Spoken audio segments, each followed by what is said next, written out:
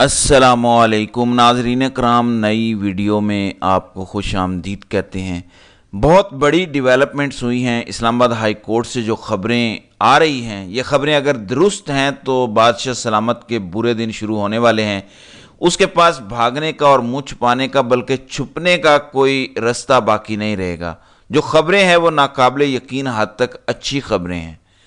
ایسا لگتا ہے کہ سارا ماحول بدلنے جا رہا ہے، لیکن خبروں کا باریک بینی سے جائزہ لینا بھی ضروری ہے۔ اسلام آباد ہائی کورٹ میں جو سارے ججز ایک ساتھ سر جوڑ کے بیٹھے ہیں، وہاں سے جو خبریں آ رہی ہیں ان سے آپ کو آگاہ کرتا ہوں، پھر ان کا جائزہ بھی لیتے ہیں۔ لیکن موٹی موٹی جو آج کی چیزیں ہیں پہلے وہ آپ کے سامنے رکھ دوں۔ جیسے بشرا بی بی کو ECG خراب آنے پر اس خدشے کا اظہار کیا جا رہا ہے تحریک انصاف کی جانب سے کہ شاید انہیں کوئی مائنر سا اٹیک ہوا ہے۔ ان کی وکلاء ٹیم کے ایک ممبر نے یہ بات کی ہے۔ یہ بڑی تشویشناک صورتحال ہے۔ اگر کوئی چھپانا نہیں ہے، کوئی ڈر نہیں ہے، تو کیوں اوپنلی شوکت خانم ہسپتال سے چیک اپ نہیں ہونے دیتے؟ وہاں سرکاری ڈاکٹرز کو بھی بھیج دیں، سرکاری ڈاکٹر بھی چلا جائے اور علاج ہونے دیں۔ کیا نواز شریف نے اپنے مرضی کے ہسپتال سے علاج نہیں کروایا تھا جب وہ جیل میں تھا؟ کیا نواز شریف اپنے اتفاق ہسپتال میں نہیں تھے؟ اس کا مطلب ہے کہ کچھ تو ہے جو چھپایا جا رہا ہے، کچھ تو ہے جس کی پردہ داری ہے۔ ایک تو یہ چیز۔ پھر عمران خان کو سزا دینے والے جج جنہوں نے سائفر کیس میں عمران خان کو سزا سنائی، وہ دہشت گردی عدالت کے جج ہیں ذوالقرنین صاحب۔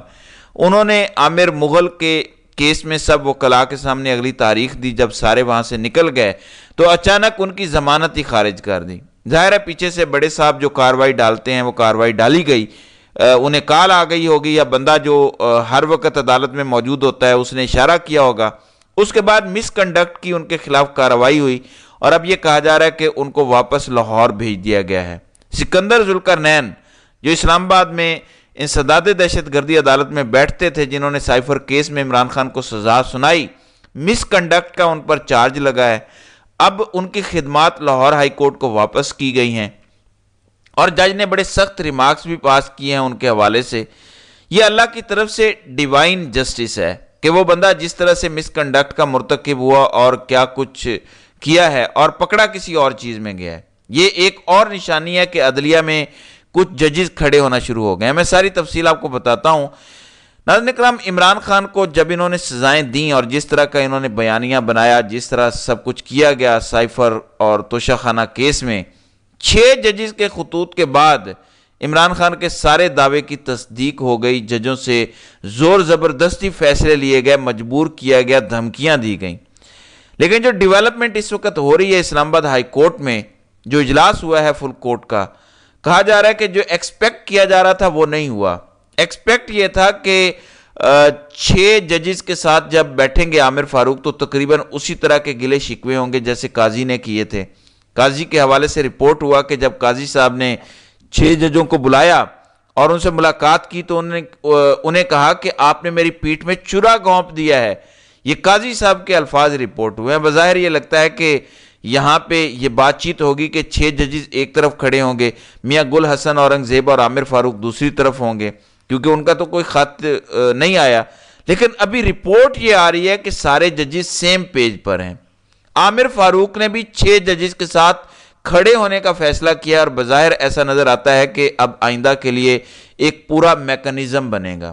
پہلے سن لیں جو خبریں آئی ہیں، اس کے بعد میں آپ کو اپنا بتاتا ہوں کہ میری اس بارے میں کیا رائے ہے، پھر دیکھیں گے وقت آنے پر سچا کون ثابت ہوتا ہے۔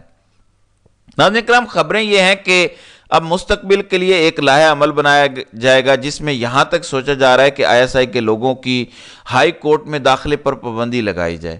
نمبر 2 جو چیز سامنے آ رہی ہے، جو رپورٹ ہو رہا ہے کہ وہاں پہ یہ ڈسکس ہوا ہے کہ جو لوئر جوڈیشری ہے، جیسے عمران خان کو لوئر جوڈیشری سے سزا ہوئی ہے تو دباؤ یہیں سے ڈالا جاتا ہے۔ کنوکشن تو لوئر جوڈیشری سے ہوتی ہے، ہائی کورٹ اور سپریم کورٹ میں تو اپیلیں آتی ہیں، تو ان کا تو کوئی فائدہ نہیں۔ تو لوئر جوڈیشری جیسے سیشن جج وغیرہ ہوتے ہیں، یہاں پہ جب کوئی جج دباؤ کا شکار ہوگا تو وہ انسپیکشن جج جو ہوگا ہائی کورٹ کا، وہ اس کو بتائے گا، وہ انسپیکشن جج جا کے چیف جسٹس کو بتائے گا، وہاں پہ فل کورٹ میٹنگ ہوگی اور اپنے جج کا تحفظ کیا جائے گا ہائی کورٹ کی طرف سے۔ یہ کہا جا رہا ہے کہ تجاویز سامنے آ رہی ہیں اسلام آباد ہائی کورٹ کی طرف سے، کیونکہ سپریم کورٹ میں یہ جو کیس چل رہا ہے اس میں انہوں نے 25 अप्रैल तक की तारीख दी थी कि तमाम हाई कोर्ट्स अपनी तजावीज़ 25 अप्रैल तक जमा करवा दें, और 29 या 30 को ये केस लगा हुआ है हेयरिंग के लिए, जिसमें इशारा तो ये दिया था काजी ने कि मैं फुल कोर्ट बिठाऊंगा, लेकिन क्योंकि अब जो बेंच पहले बना हुआ था उसमें से यही अफरीदी उठ गए हैं, तो देखते हैं अब कितने जजेस बैठते हैं। वही 6 जजेस बैठेंगे या फुल कोर्ट बनेगा, ये अब आने वाला वक्त हमें बताएगा, और ज़्यादा दिन नहीं है। तो लोअर जुडिशरी का भी अब दिफा किया जाएगा हाई कोर्ट्स की तरफ से कि ये नहीं कि ISI का एक कैप्टन या मेजर कॉल करके ऑर्डर जारी करे। आपको पता है कि इस एजेंसी में फौज से ज़्यादा सिविलियन काम करते हैं, तो ISI में कोई इंस्पेक्टर ऑर्डर करता है कि ये फैसला दो, जज मजबूर होता है। अब अगर ऐसा कुछ होगा तो वो सेशन जज अपने इंस्पेक्शन जज को बताएगा, इंस्पेक्शन जज जाके अपने चीफ जस्टिस को बताएगा, और इदारा जाती रिस्पॉन्स दिया जाएगा। ये डिस्कशन हो रही है, तो ये बहुत बड़ी बात है। ये अगर हो जाए तो पाकिस्तान में अदलिया आज़ाद हो जाएगी, लेकिन अभी सिर्फ ये रिपोर्ट हुआ है, प्रैक्टिकली कुछ सामने नहीं आया।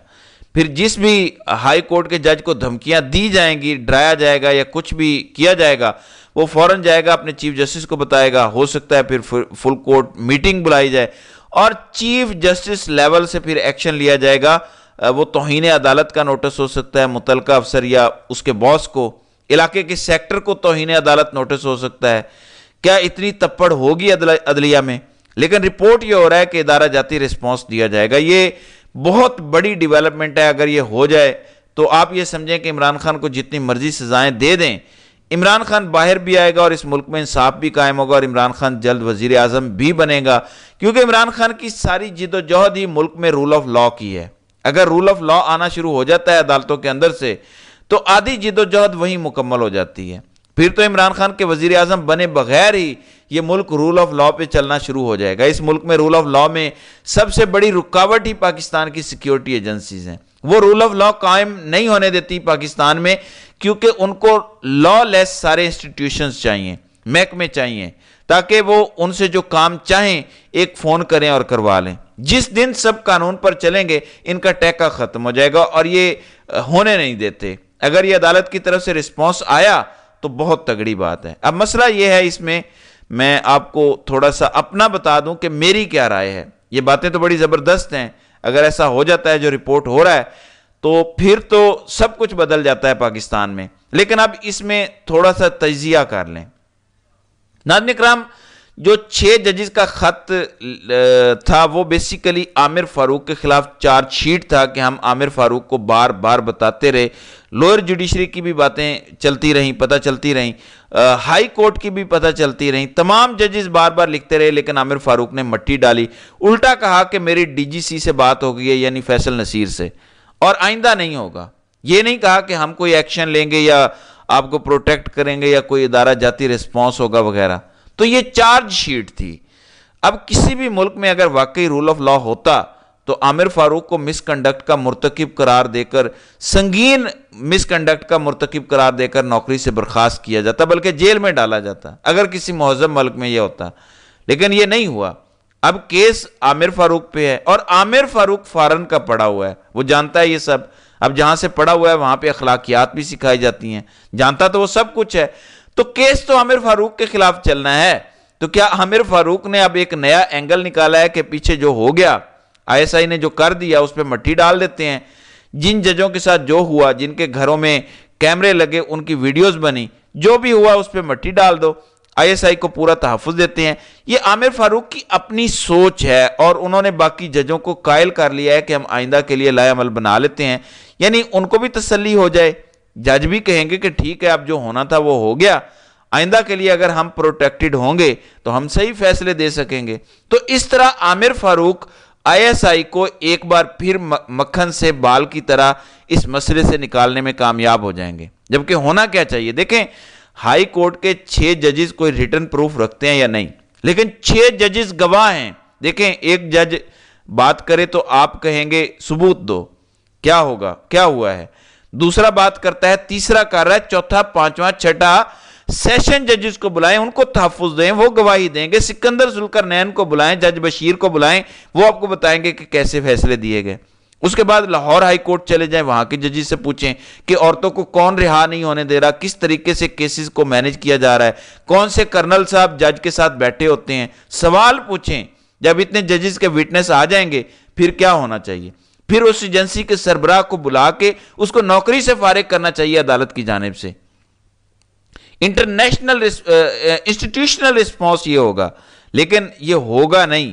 عامر فاروق صاحب سیسا پلائی دیوار بن گئے ہیں کہ میں کوئی نقصان نہیں پہنچنے دوں گا ان لوگوں کو جو قانون توڑتے ہیں۔ تو اب فیوچر میں دیکھ لیتے ہیں کہ آگے کیا کرنا ہے۔ یہی قاضی صاحب کی بھی سوچ ہے کہ جو پیچھے ہوا اس کو بھول جا، آگے دیکھیں گے۔ تو دیکھتے ہیں کہ اس حوالے سے مزید کیا ہوتا ہے۔